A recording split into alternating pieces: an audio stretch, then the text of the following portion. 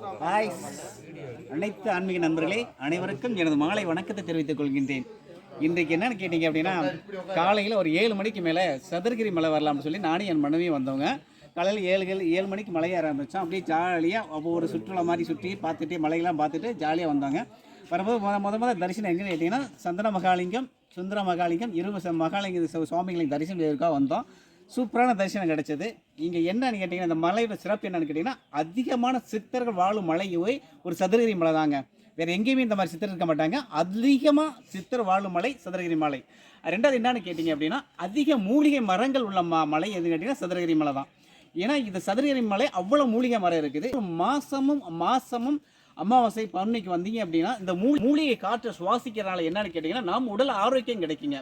ஏன்னா உடல் ஆரோக்கியங்கிறது மூலிகை காற்றுனால பல உள் வியாதி கிருமிகளை அகற்றக்கூடிய சக்தி மூலிகை காற்றுக்கு தான் இருக்குது. அந்த மூலிகை காற்று எங்கே கிடைக்குதுன்னா சதுரகிரிலாம் கிடைக்குது, வேற எங்கேயுமே கிடைக்காதுங்க. கரெக்டுங்களா? நீங்கள் நடந்து வர்ற பாதை என்னன்னு கேட்டிங்கன்னா, ஒரு நல்ல கரடுமுடான கல்லால் செதுக்கப்பட்ட பாதை அமைச்சிருக்காங்க.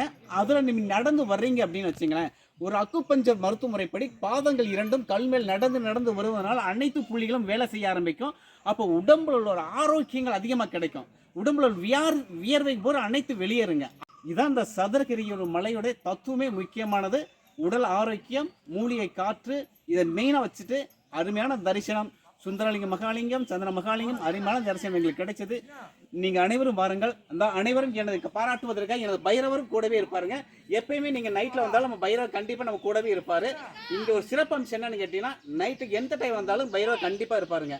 அதில் மாற்றமே கிடையாது. நீங்கள் ஒத்தையில் வர்றீங்க அப்படின்னா பயப்பட வேண்டிய அவசியம் இல்லை. கண்டிப்பாக ஒரு பைரவரும் உங்களை கூட்டி வந்து மலையேற சந்தன மகாலிங்கம், சுந்தர மகாலிங்கம் தரிசனம் செய்ய வரைக்கும் இந்த மகாலிங்கம் இந்த பைரவர் கூடவே இருப்பாருங்க.